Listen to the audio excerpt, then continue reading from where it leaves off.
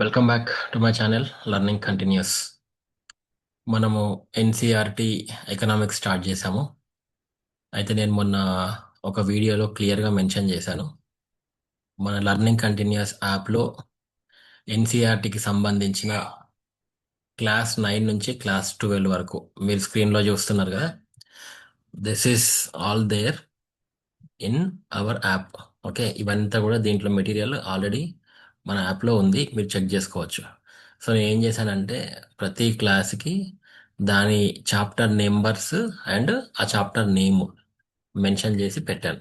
Okay, you can also start looking at this particular content. So మొత్తం NCERT material మొత్తం ఇంగ్లీష్లో ఉంది. Telugu medium వాళ్ళు మరి తెలుగులో డౌన్లోడ్ చేసుకుంటారా, ఎన్సీఆర్టీలో నాకు ఉందో లేదో తెలియదు. బట్ నేనైతే మొత్తం ఇంగ్లీష్లో కంటెంట్ పెట్టాను. బట్ నేను క్లాసెస్ తెలుగులో చెప్తాను, తెలుగు కమ్ ఆ, ఉమ్, ఇంగ్లీష్. కానీ నాకు తెలుగు పదాలు తెలియదు. బట్ నేను మీకు అర్థం కన్వే అవ్వడానికి ట్రై చేస్తాను. ఓకే, కానీ తెలుగు పదాలు నేను మోస్ట్లీ చెప్పలేకపోవచ్చు. ఫర్ ఎగ్జాంపుల్ ఇన్ఫ్లేషన్ అనే పదం ఉంది, నేను ద్రవ్యోల్బణం ద్రవ్యోల్బణమా ఏదో అంటారు కదా, అది చెప్పగలుగుతాను కానీ దాని డీటెయిల్స్కి వెళ్ళలేను అనమాట. ఓకే, ఆ, అది నేను చెప్పదలుచుకున్నా. So let us see first one ఏం చేద్దామంటే, ఇప్పుడు మనం ఫస్ట్ క్లాస్ ఎన్సీఆర్టీ ఎకనామిక్స్ ఎప్పుడు స్టార్ట్ అవుతుందంటే నైన్త్ క్లాస్లో స్టార్ట్ అవుతుంది. సో ఇది ఇది ఉంది కదా. సో వాట్ ఇంట్రొడక్షన్, దీనిలో ఏముందంటే 4 చాప్టర్స్ ఉన్నాయి. నైన్త్ క్లాస్ ఎకనామిక్స్లో 4 చాప్టర్స్ ఉన్నాయి. ద ఫస్ట్ చాప్టర్ ఇంట్రొడక్షన్లో క్లియర్గా మెన్షన్ చేశాడు. ఓకే, ఏముంది దాంట్లో అంటే, మ్, చూడండి, chapter number 1, the story of village Palampur. Second చాప్టర్లో పీపుల్ యాజ్ రిసోర్స్. థర్డ్ చాప్టర్లో poverty as a challenge. Fourth చాప్టర్లో ఫుడ్ సెక్యూరిటీ ఇన్ ఇండియా. ఈ 4 చాప్టర్లు మనకు ఇంట్రొడక్షన్లో మెన్షన్ చేశారు. ఇది ఇంట్రొడక్షన్ డాక్యుమెంట్, మీరు చూసినట్టయితే ఇది ఆల్రెడీ ఉంది. మిగతా అంతా కూడా దీంట్లో ఏం మీరు పెద్ద చూసుకోవాల్సిన అవసరం లేదు. ఈ ఫోర్వర్డ్ దీని గురించి అంతా అంత రాశారు. Okay, so you can you can skip the introduction. డైరెక్ట్గా మనము we can go to the content. Okay, దీంట్లో 4 చాప్టర్స్ మెన్షన్ చేశారు, యాజ్ ఐ మెన్షన్. సో ఈ పర్టికులర్ వీడియోలో let us see what is the story of village Palampur. Palampur village story ఏందో మనం చూద్దాం. అంటే నేను మొత్తం ఇన్ అండ్ అవుట్ ఆ, దాంట్లో రాసింది చెప్తే అది వేస్ట్ కదా. I'm trying to tell the సారాంశం. ఓకే, సారాంశం of that particular chapter, the story of village Palampur. నేను ఏం చేశానంటే నా ఓన్గా దీన్ని నోట్స్ చేసుకున్నా. సో గోయింగ్ ఫార్వర్డ్ నేను ఏం చేస్తా అంటే ప్రతి చాప్టరు నేను నా ఓన్ నోట్స్ ప్రిపేర్ చేస్తా. దిస్ ఈజ్ వాట్ ఈ డాక్యుమెంట్ కూడా నేను ఆ, ఇప్పుడే పెట్టను. నేను మొత్తం కంప్లీట్ అయిన తర్వాత పెడతాను, ఎందుకంటే డాక్యుమెంట్ ఇప్పుడే పెడితే ఇంకా అది ఫుల్ గా ఉండదు కాబట్టి పెట్టాను. సో దీంట్లో ఇండెక్స్ ఉంటుంది. చాప్టర్ 1 ఇన్స్టిట్యూషన్స్, ఆర్గనైజేషన్స్, డిపార్ట్మెంట్స్ అని ఉంది. అదే నెక్స్ట్ ఇండెక్స్ ఉంది, చెప్తాను దాని మీనింగ్ ఏంటో చెప్తాను. అయితే ఇఫ్ యు సీ, ఇట్లా నేను మెన్షన్ చేస్తున్నా. ఇప్పుడు నేను ఆ సబ్జెక్ట్, ఆ కంటెంట్ మొత్తం చదివాను కాబట్టి what I'm trying to do is I will I will try to explain what it is there in the chapter 1. Village Palampur స్టోరీని ఆయన ఏం చేశారంటే వాళ్ళు ఎన్సీఆర్టీ వాళ్ళు మెన్షన్ చేశారు. ఒక ఎగ్జాంపుల్ తీసుకున్నారు. ఒక విలేజ్ పాలంపూర్ అనే ఒక ఎగ్జాంపుల్ తీసుకొని they try to explain few things. ఏం చెప్పారు? ఫస్ట్ వన్, మన ఇండియాలో farming is the main production activity అని మెన్షన్ చేశారు. So most of the people are dependent on farming. Okay, and దాని తర్వాత అదే దాంట్లో అప్పర్ క్యాస్ట్ పీపుల్ అంట విలేజెస్లో జనరల్గా చాలా తక్కువ మంది ఉంటారు. సో ఈ విలేజ్లో ఎగ్జాంపుల్ చెప్తున్నాను అనమాట. 1/5 ఆఫ్ ద విలేజ్ పాపులేషన్, తక్కువ మంది ఉన్నప్పటికీ ఎక్కువ majority of the land upper క్యాస్ట్లో ఉంటుంది అని ఇండైరెక్ట్గా హింట్ ఇస్తున్నాడు. ఓకే, అది మనం గుర్తుపెట్టుకోవాలి. కొన్ని కొన్ని పాయింట్స్ అట్లా వాళ్ళు ఇన్ఈక్వాలిటీ గురించి వచ్చినప్పుడు ఇట్లాంటి పాయింట్స్ మెన్షన్ చేయొచ్చు అనమాట. సో ఎన్సీఆర్టీ వాళ్ళు చాలా కేర్ఫుల్గా రాశారు. అది ఫస్ట్ చాప్టర్లోనే రాశారు. Unfortunately, that's fine. బట్ మనం తీసుకుందాం, వాళ్ళు what they are trying to tell is upper caste people who are minimal in the village but owns a majority of the land అని చెప్తున్నాను అనమాట. అండ్ దాని తర్వాత SC population 1/3 of the majority ఉంది. చాలా 1/3 ఆఫ్ ద విలేజ్ పాపులేషన్లో అంటే వెనుకబడ్డ కులాలు ఉంటాయి అని దీంట్లో మెన్షన్ చేశాడు. Okay, and SC population will live in the houses made up of mud and straw అంటున్నాడు. తర్వాత కొన్ని పాయింట్స్ అక్కడక్కడ మెన్షన్ చేశాడు. అంటే వస్తున్నప్పుడు ఒక హెక్టార్ ల్యాండ్. ఓకే, ఓకే, నేను చాలా చాలా ఇంపార్టెంట్ పాయింట్స్ నేను మెన్షన్ చేశాను. స్టోరీ అంతా చెప్పట్లేదు. But what he was trying to convey is through my points. ఒక హెక్టార్ ల్యాండ్ అంటే ఎంత మనం గుర్తుపెట్టుకోవాలి. Okay, 1 hectare is 100 meters into 100 meters. ఒక అది హెక్టార్ ల్యాండ్ అనమాట. మనము as a group 1 officers we need to know what is a hectare land. Okay, 100 meters into 100 meters. And ఆయన దానిలో ఏం చెప్పాడంటే, మనం ఊర్లలో జనరల్గా ల్యాండ్ని బీగాసు గుంటాసు అని కొలుస్తారు. గుంటాస్ అన్న బీగాస్ అన్న కొలుస్తారు. బీగాస్ అంటే తెలుసుకోండి, నేను మెన్షన్ చేశాను. 1 ఎకరం ల్యాండ్ 4840 స్క్వేర్ యార్డ్స్ ఉంటుంది, విచ్ ఇది యాక్చువల్లీ 40 గుంటలు. ఒక్కొక్క గుంట 40 గుంటలు into 121 square yards. Okay, so ఇట్లా మనకు ఇప్పుడు చూస్తే అది లేకపోతే ఈ విధంగా కూడా అనుకోవచ్చు. ఒక గుంట అంటే 121 స్క్వేర్ యార్డ్స్ అనమాట. ఓకే, అట్లా 40 గుంటలు ఉంటాయి 1 ఎకరంలో. ఓకే, ఇవన్నీ మనకు చాలా ఇంపార్టెంట్. లేకపోతే ఎకరాన్ని ఇలా కూడా కొలవచ్చు, 100 సెంట్స్తో కొలవచ్చు. ఓకే, సెంట్లు అంటాం కదా, 3 సెంట్లు 2 సెంట్లు. ఇప్పుడు 3 సెంట్లు అంటే 150 గజాలు.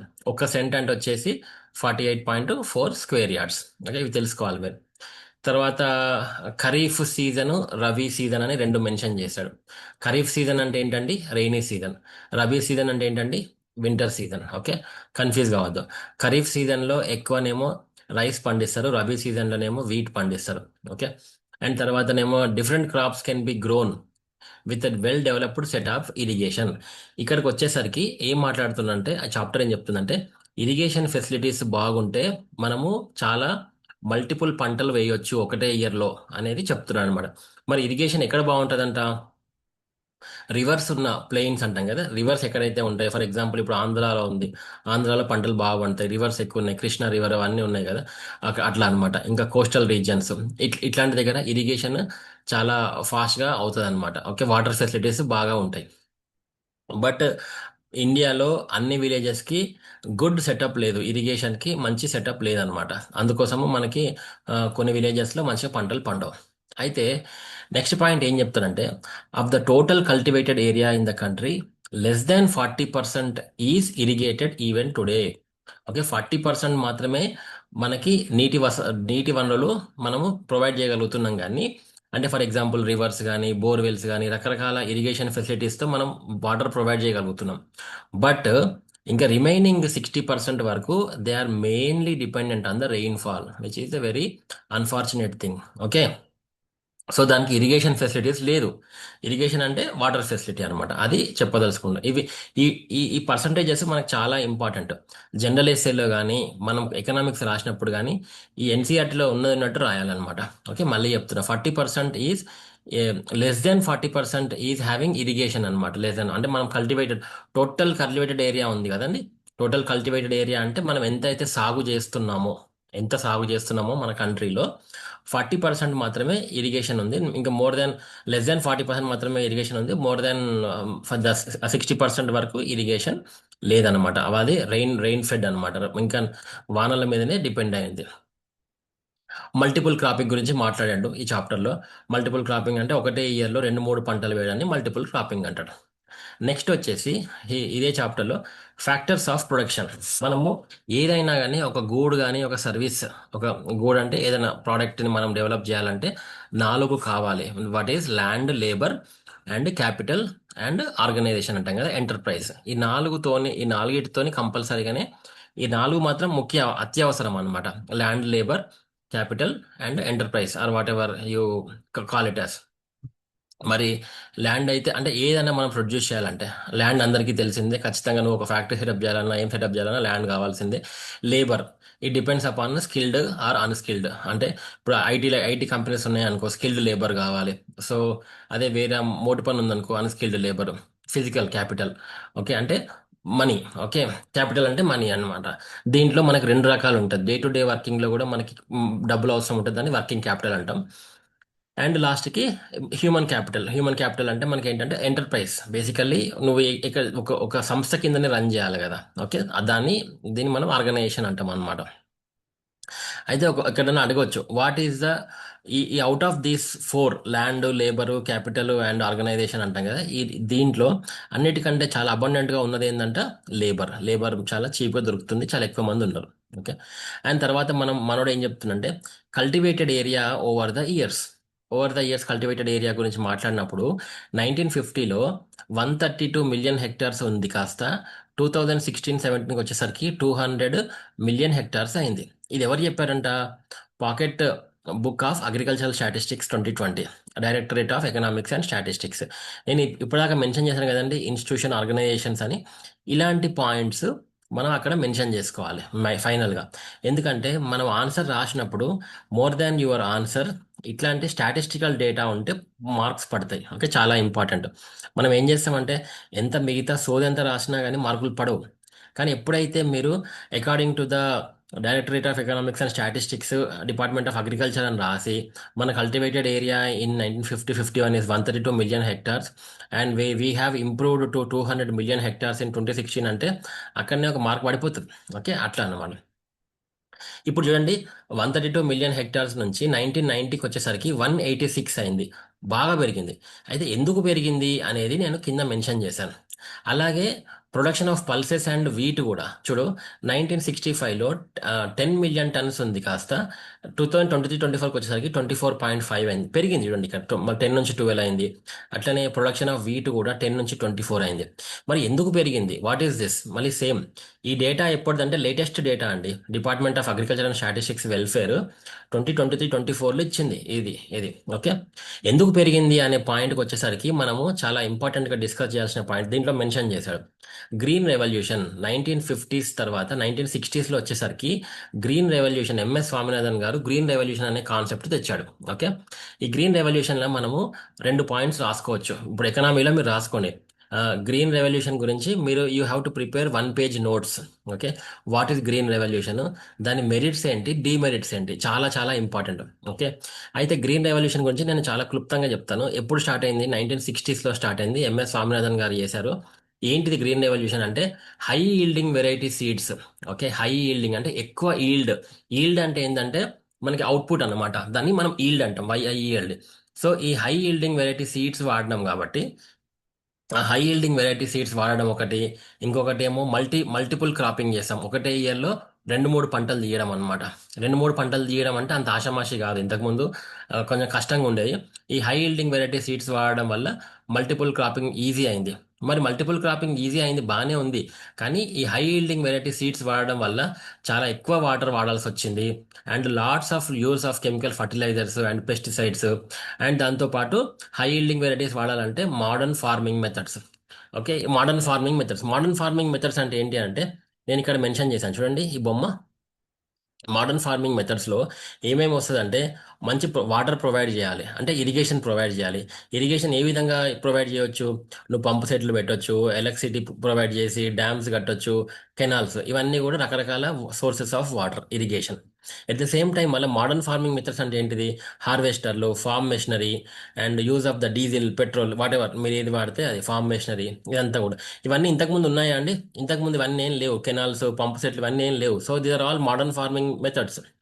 అట్లనే chemicals, fertilizers, high yielding varieties, వీటన్నిటిని కూడా మోడర్న్ ఫార్మింగ్ మెథడాలజీస్ అంటారు. ఓకే. అదే మనము ఈ హై ఈల్డింగ్ వెరైటీస్ కాకుండా ట్రెడిషనల్ సీడ్స్ వాడినాం అనుకో, ట్రెడిషనల్ సీడ్స్కి ఏం అక్కర్లేదు. ఒక ఇట్ నీడ్స్ లెస్ ఇరిగేషన్. ఒక ట్రెడిషనల్ సీడ్స్కి ఎంతంత వాటర్ అక్కర్లేదు. ఓన్లీ హై ఈల్డింగ్ వెరైటీస్కి వచ్చేసరికి మాత్రం హై వాటర్ కావాలి. ట్రెడిషనల్ సీడ్స్ ఎప్పుడు అంటే పాత పాత మెథడ్స్ ఆఫ్ సీడ్స్ వాడినప్పుడు farmers used cow dung and other natural manure as fertilizers. మళ్ళీ ఇప్పుడు అదే చేస్తున్నాం కదండి. ఇంకా మనం still we're going to organic farming వెళ్తున్నాం. ఆర్గానిక్ ఫార్మింగ్ అంటే మళ్ళీ we're trying to use the traditional సీడ్సే వాడడానికి ట్రై చేస్తున్నాం. మళ్ళీ we're trying to go back. Okay, ఈ cow dung, other natural manure వాడుతున్నాం అనమాట. ఓకే, ఇదనమాట. నేను ఇదంతా చాలా క్లుప్తంగా చెప్తున్నా. మన ఇండియాలో ఎక్కువ ఎక్కువ పంజాబ్, హర్యానా, వెస్టర్న్ ఉత్తరప్రదేశ్ బాగా modern farming methods వాడాయంట. Punjab highest use of fertilisers, Punjab. Okay. మరి ఇట్లాంటి వాడడం వల్ల జస్ట్ ఒక ఎగ్జాంపుల్ చెప్పాడు.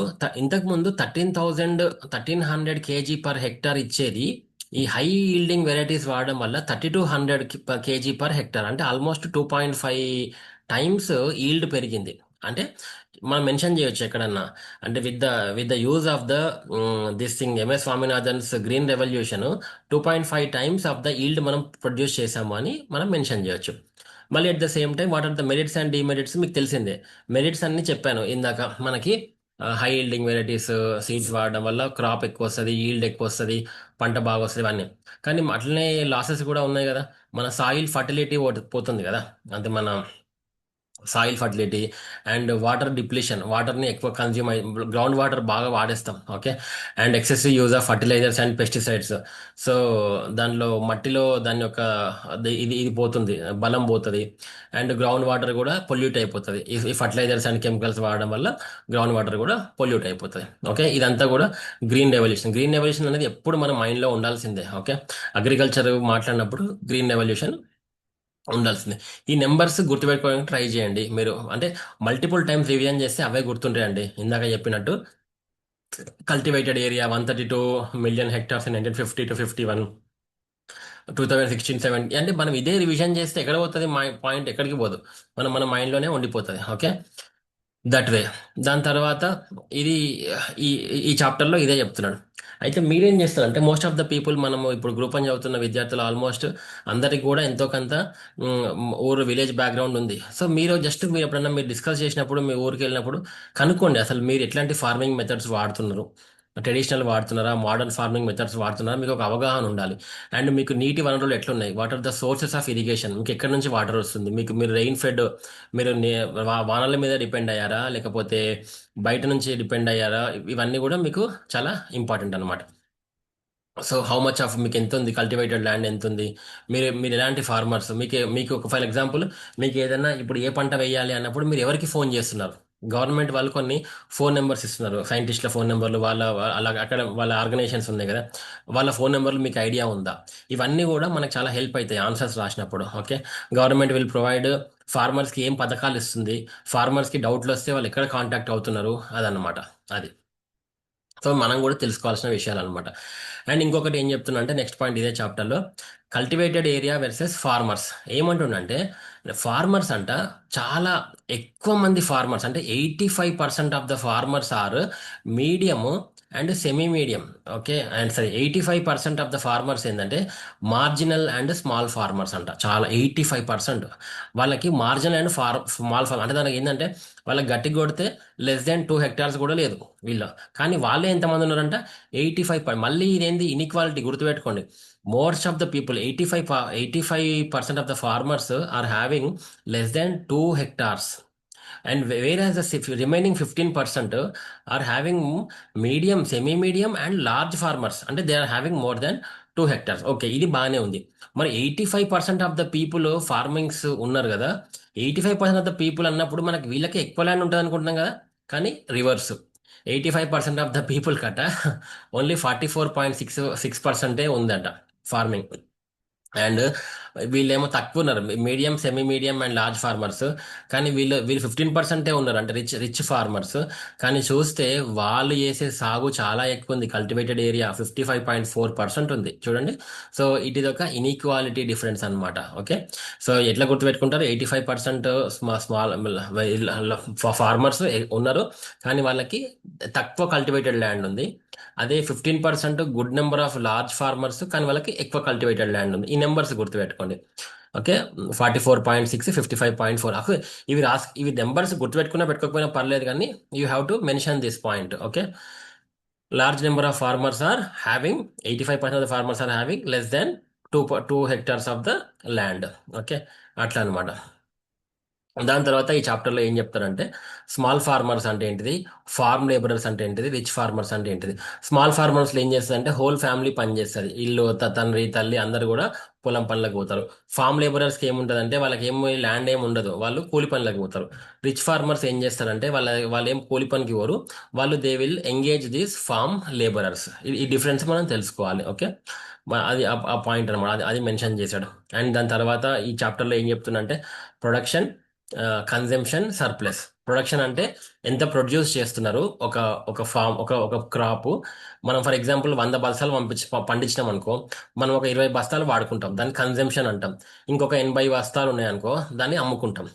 లేదా అమ్ముకొని ఆ వచ్చిన డబ్బుల్ని నెక్స్ట్ క్రాప్కి పెట్టుబడిగా పెడతాం అనమాట, capital for the next year. So ఈ 3 పాయింట్స్ ఇంపార్టెంట్. ప్రొడక్షన్ ఒకటి, మనం ప్రొడ్యూస్ చేస్తాం, ఎంత వాడుకుంటాం, ఎంత మిగిలిపోతుంది సర్ప్లస్. ఓకే, సర్ప్లస్ మిగిలితే గుడ్, అదే కదా లాభం, మిగిలకపోతే నష్టం. సో అదే పాలంపూర్ విలేజ్ అని అంటే ఇంకా ఏం చేస్తారు అదర్ దెన్, అంటే ఆ పాలంపూర్ విలేజ్ ఎగ్జాంపులే. ఇంకా ఏం చేస్తారంటే other than the farming there will be other kind of activities. So dairy farms ఉంటాయి, డైరీ ఉంటుంది అంటే పాలు, ఆవులు, గేదెలు, బర్రెలు, ఇవన్నీ కూడా మేకలు. వాళ్ళు పాలు పితుకుతారు అండ్ అమ్ముతారు. అండ్ చిన్న సైజు మ్యానుఫ్యాక్చరింగ్ యూనిట్స్ ఉంటాయి, అంటే ఫర్ ఎగ్జాంపుల్ షుగర్ కేన్ అన్న ఎగ్జాంపుల్ ఇచ్చిండు. షుగర్ కేన్ ఇట్లా అన్నమాట. షాప్స్, వాళ్ళ లోకల్ షాప్స్, లోకల్ కొంతమంది ట్యూషన్స్ చెప్పుకుంటారు, computer centres, and local transports ఉంటాయి కదా, బస్సులు, ఆటోలు, నన్ను నడిపిస్తారు అనమాట. ఇట్లా కూడా వీళ్ళు రన్ చేస్తారు. ఈ చాప్టర్ మొత్తం ఇంతే అండి, ఇంకా మీరు ఇంతకంటే ఎక్కువ చదవాల్సిన అవసరం లేదు ఈ చాప్టర్లో. ఈ చాప్టర్ నుంచి అడిగే పాయింట్స్ ఇవి మెయిన్, ఏంటంటే గ్రీన్ రెవల్యూషన్ అండ్ దిస్ ఈ స్టాటిస్టిక్స్. ఓకే, అయితే నేనేం చెప్తానంటే ప్రతిసారి మనం ఎక్కడంటే కొత్త కొత్త పదాలు వచ్చినప్పుడు కింద మనకి ఆర్గనైజేషన్స్ తెలియాలి, డిస్ట్రిబ్యూటెడ్, ఇట్లాంటివి నేను మెన్షన్ చేస్తున్నా. So you also make a note of them. Okay, going forward. So నేను మళ్ళీ సెకండ్ చాప్టర్ చెప్తాను. నేను I'm trying to condense this content maybe 15 to 20 minutes maximum పెట్టడానికి ట్రై చేస్తున్నా, ఎందుకంటే అంతకంటే ఎక్కువ పెడితే వినాలనిపించదు. ఓకే, సో థ్యాంక్ యూ అండి. ఈ చాప్టర్లో నేను చెప్పాను కదా, మీరు కూడా ఓన్గా నోట్స్ చేసుకోండి. నేను ఒక 1 వీక్ తర్వాత ఈ మెటీరియల్ షేర్ చేయడానికి ట్రై చేస్తాను. ఓకే, దీంట్లోనే యాడ్ చేస్తాను. ఓకే, థ్యాంక్ యూ అండి.